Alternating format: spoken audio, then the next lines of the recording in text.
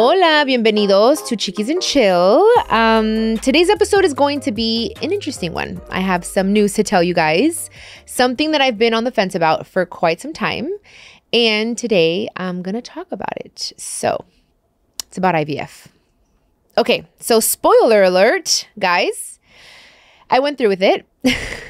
Okay, so let me take you guys back because I have talked about this on the pod quite a bit. The last episode in which we talked about IVF, I had decided not to go through with it. I wasn't feeling it. I started the injections. I bought my medication, which was very expensive, but I just wasn't ready mentally, physically, emotionally, spiritually. I just wasn't ready. I remember injecting myself and I was just like in a bad mood. It just didn't feel like the right time. And I said, okay, I'm going to give myself a year to get pregnant. If it happens, I wasn't trying to get pregnant. I really wasn't trying to get pregnant at all. I wasn't like, I'm not on birth control or anything like that. I was just like, okay, if it happens, it happens. But it didn't. And I feel that everything happens for a reason. I was like, I know my body can do this on its own. I know it can because I get a period regularly. Like I know my I can do it.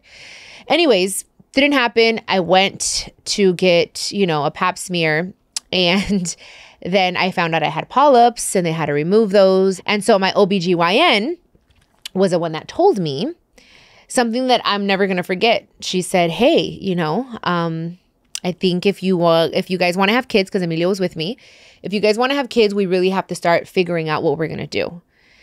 I remember her telling me, you will never regret having a kid, but you will regret not having one. So I was like, oh shit. That really hit me. And I said, oh my God. Okay, so then Emilio and I started kind of like talking about it and entertaining the conversation a bit more. Because then I thought, okay, I had these polyps and the polyps were huge, you guys. Like there were 8 of them. At first, she only saw 3. So for those of you that don't know what polyps are. So polyps are like this, it's like tissue that's filled with like blood and just like gunk. I don't know exactly, but it was in the lining of my uterus. So they're just like chunks of meat, really, filled with blood. And I had 8 of them. At first, she thought I had 3. But when she went in and I had to get them removed, she's like, because I was bleeding. And usually I was like spotting like for 2 months, like kind of nonstop. And I was like, what's wrong with me? So that's why I went to the doctor to go get that checked. So anyways, I find out that I have polyps. We set a day for the surgery. And she cleaned me all up. And she said, hey, just wanted to let you know you had 8, not 3. And they were pretty big. And they were covering your fallopian tubes. They were just all up in there. We don't know how long they were there. So maybe that's what was keeping you from getting pregnant naturally. So I said, okay, cool. So then, that's what happened. Then Emilio and I left and we were talking about it, like talking about, okay, are we going to have kids? Like, what are we really going to do? And more, as I'm getting older, as I'm getting more mature, I'm thinking, you know what? I'm so happy and I'm so satisfied and content and grateful with how things are going in my career that I feel like this year I want to continue doing music and touring and stuff like that. But I am going to want to slow down next year, and what does that look like? So we thought, you know what? I don't want to just have an oops, I'm pregnant. I was like, now that the polyps aren't there, then I started talking about, I'm like, okay, wait a second. Now this can really happen. Should I get on birth control? We both decided, no, we're not going to get on birth control. We're just going to use a little mappy thing, the period tracker, because that's what I use. So whenever I'm ovulating or fertile, let's be careful sort of thing. And I said, okay, well, the clock is ticking. I am going to be a year older, and every year you lose more eggs and you lose more of the chance of getting pregnant naturally, So I said, you know what? To take the pressure off of me, let me just do it. Let me do the IVF. And I had already given myself December and January to be off and just even February, but it didn't happen that way. So I was like, okay, we're busy. That's good. Work is coming. That's great. But I said, you know what? I'm going to take January to get my boobs done. I'm also going to take January to start IVF. I did quite a bit in January. I was very busy, you guys. Which caused a whole lot of things that I'll tell you guys about. But I got my boobies done first. I got them redone and all that whole situation that we already talked about. And then I made the appointment to do the IVF. I met a new doctor. His name is Andy Wong. He's amazing. He has helped many people with their IVF journey and having children, and people that I just wouldn't feel comfortable mentioning, but people that I'm sure you guys know, very famous people. And he was great, and he made it happen like this. I had the appointment with him while I was in Zion for, for New Year's. I was out there with Emilio, and I had a Zoom meeting with him, and everything just happened. It just honestly all fell into place. I feel like, okay, this is meant to be, you guys, because I wanted to take off the pressure of like this year, I want to focus on a new album, on a new tour. I have so many goals when it comes to my music that I just wanted to have the control of saying, okay, I'm not going to get pregnant naturally. I don't want to necessarily. I want to have a plan. So now we have a plan. Anyways, came back from Zion, did my boobs, and did IVF. And once, I swear to you, I went to the doctor and he's like, okay, we'll start in February. And I said, damn, I don't want to start in February. He's like, well, it's because your period, it all happens with your period. You have to be on your period when you start. Guys, why did my period start like 2 days after I saw him? I don't know if it was because of my hormones were all crazy because of the boob surgery. I have no idea, but my period came early. So it all just happened. I called him. He said, call me as soon as you get your period. I was supposed to get my period at the end of the month. I got it in the middle of the month. So I was like, okay, this is already like too perfect. Like I really wanted to start it and be done with it in January. It happened. So anyways, got my period, went in there and started the process. I skipped, which was the scariest part for me because I've never been on birth control pills. The only type of birth control I've ever done is the IUD, which is, the copper one, the 10-year one that has no hormones, because I'm already like, I'm a Cancer girl. I'm like very like the moon and I, it's a lot. So I was like, oh my God, if I'm on birth control, I'm going to be like this crazy bitch. So I was like, okay, I don't want to do birth control pills. And well, I skipped that whole thing because he's like, okay, no worries. You started your period, come in. We started the process. I went straight to estrogen and I was only on that, like on estrogen for like a few days, and everything just happened so quickly. He put me on my injections, and by the end of the month, we retrieved 12 eggs, you guys. 12 eggs is a lot for my age. So I was like, oh my God. So I have 12 healthy eggs. Well, I don't know if they're healthy yet, but I have 12 eggs, and usually it's about 40% of what you get that is healthy, because not every egg is going to be healthy. So I got 12, which is, he's like, I just want to be in the double digits. And we were, thank God. And I was afraid of having to do another round because honestly, I'm going to tell you guys, it's a lot. The injecting, it hurts more and more because you have to do it gets to the point where you do 4 injections in one day. So I started off with 1, then 2, then 4, then you feel bloated and your emotions are everywhere. My skin was crazy, you guys. Mind you, I had just gotten my boobs done. So imagine all these hormones in my body, all this stuff that I'm injecting, and my boobs are already super, super sensitive. So then they were like very sensitive, like extremely sensitive with everything. I was very bloated. It was just a lot. It was a lot. I don't regret it. I'm very happy that I did it because now I don't feel that pressure. Now I know, okay, there's 12 eggs. So I don't regret it. It was great. I'm happy. I don't have to kind of worry. I have 12 eggs waiting for me whenever I want to fertilize them or make embryos or put them together. But it was a lot. And it was very expensive. And the only reason I'm telling you guys that it was expensive is just to be honest. You guys know I'm very transparent and honest with you guys. But I feel like it was worth every single penny. Every single penny. Mind you, my doctor also does payment plans, which I think was awesome. Where it's like, okay, if you don't want to pay it all, we'll do it in like increments, in installment payments, which is awesome. And again, his name is Dr. Andy Wong. He has an office in Redondo Beach, in Beverly Hills, and one somewhere else, I don't remember. But he's great. The entire staff was awesome.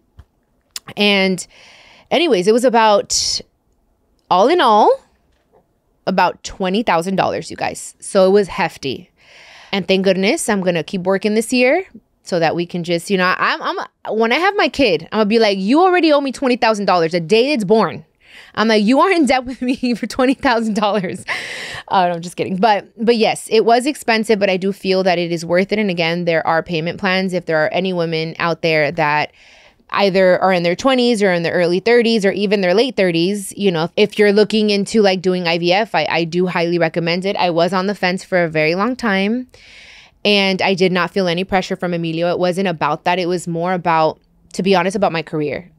It was more about, I want this year, I'm going to be a year older this year. The egg count goes way low. Every year we lose so much.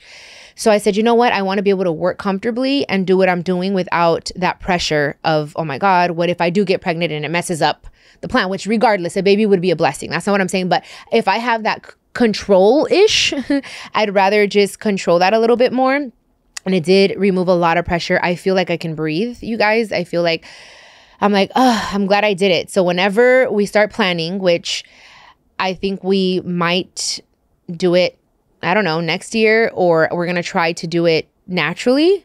Now that we don't have those polyps in the way, I'll try to do it naturally. And if not, then I have my backup plan, which is, the IVF, the freezing of my eggs. So I wanted to share that with you guys because it is something super intimate. It is something super personal, but I've shared everything with you guys on this podcast. And I feel like if I can help anybody, anyone that has felt like me, that has been kind of like 1 foot in, 1 foot out, and then both feet out. And then, because I've been like that, I've been like, I don't know, dude. So I finally did it. And honestly, I feel so good about it. I really do. I think I made the right decision for me. I made the right decision for me, not for anyone else, not because I'm meant to have a kid, not because I have to, not because people are telling. No, it's for me.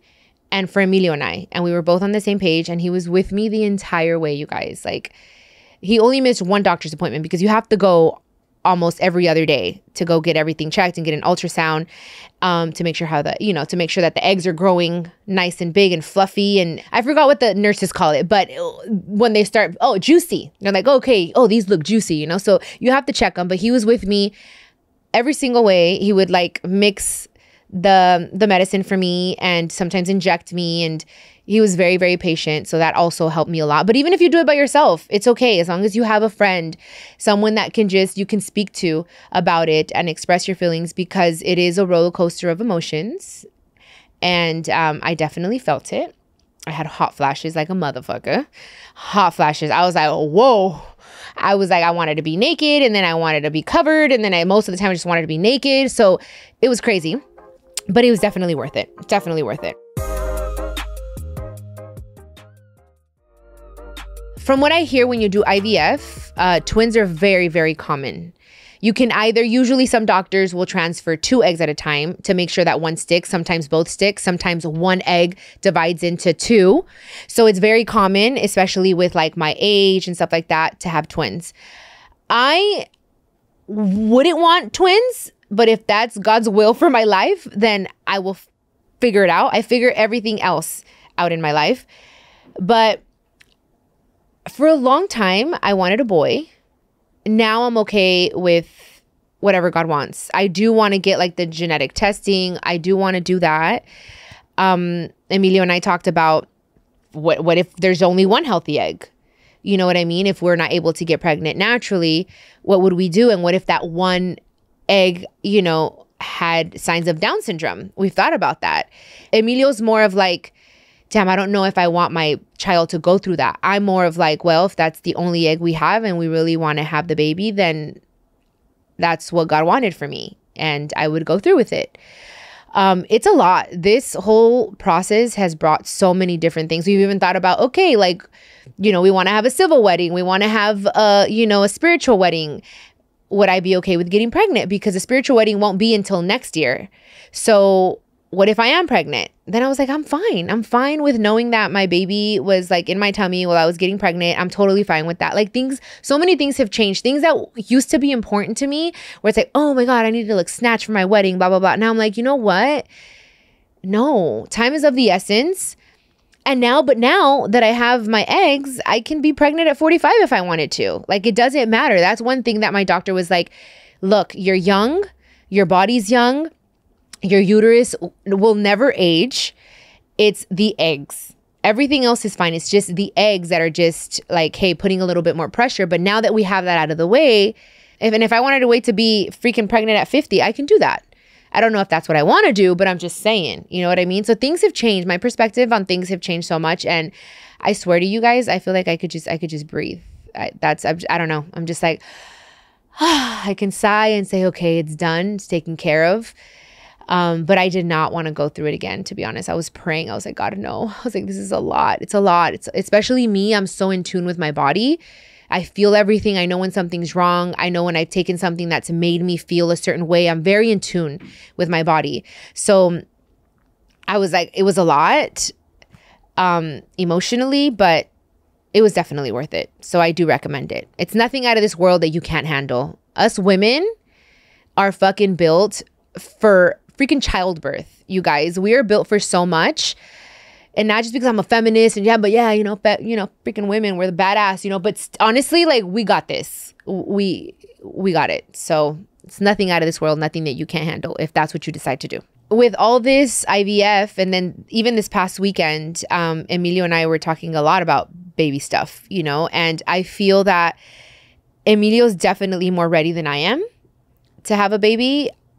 It's crazy because I've been a parent to my siblings. I feel like I've had freaking 4 kids, with the experience that I've lived with them, and I've gone through everything with them. As you guys know, I talk about this on my podcast every day or all the time. So anyways, but I think it's something he'd be very good at being a dad. And I know you can't compare a dog to an actual real baby, but the way that I see that he's with our dogs, especially the baby one, Ryu, like, I'm just like, he's so patient. Ever since we got him, like, taking him out to potty every 4 hours, that's a huge commitment. I honestly wouldn't do it. I was just like, I don't know how this guy's doing it, because it was like 3 months of it, of waking up in the middle of the night, of being like super consistent. I was like, dude, he'd be a great dad, to the point where I was even telling my friends, I'm like, I feel that it's important to be careful, or if I have the opportunity to, obviously, yes, choose the father of my child, now I know, like, he makes me feel safe. He makes me feel like, God forbid something happens to me, I'm no longer on earth, or we split up, God forbid. Like, I know my child will be in good hands, and I don't have to worry about any other baby mama drama. I've been through that, and I feel good with him. And yes, he's younger, and I feel like he's going to have a lot more energy. And we talked about it this weekend. I was like, hey, are you going to be okay with waking up and feeding the baby and all this stuff? He's like, oh yeah, I'll do it. Don't even worry about it. I don't know. Maybe he'll say that now to try to convince me to have a kid. But it seems like he'll be really, really good. And I know the type of mom I'll be. I can talk all this crap and be like, oh, he's going to do everything and blah, blah, blah. He's going to change all the diapers. But I already know myself. I already know. I'm going to want to, like, make sure my baby's okay and do anything and everything that I can to give my baby the best life possible. So yeah, guys, that's it. That's my IVF journey. I did want and feel the responsibility to let you guys know, because I have taken you through everything, even my first doctor, and then me not doing it and trying and the whole thing. So now you guys know it's out in the open. I did it. So that's that.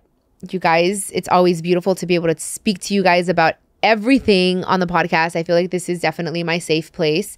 Thank you for making it that way. Thank you for listening to this new episode. I hope you enjoy it, and I hope that it inspires you, or it's informative, or whatever it is. I just hope it touches your heart. So yeah, guys, maybe you'll see me as a mommy. I don't know if anytime soon, but soon, in the near future. Okay, wait, guys, before we go, Pablo, hold your horses. Before we go, I'm going to pull a card. This is a game called We're Not Really Strangers. I'm not sure if you guys have heard about it, but if you haven't, check it out. I'm just going to pull a card. I feel like this would be different for us to just try, and it could be, I don't know, we'll see what kind of question that I can quickly answer for you guys. Okay, so the question is, if you could have it your way, who would you be with? Where would you be? What would you be doing? Oh, that's cute. Okay, so if I had it my way,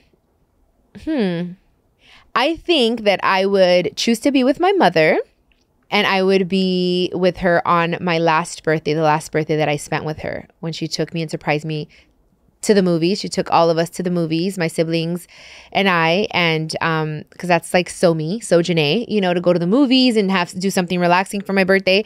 I would definitely go back to that moment if I could right now.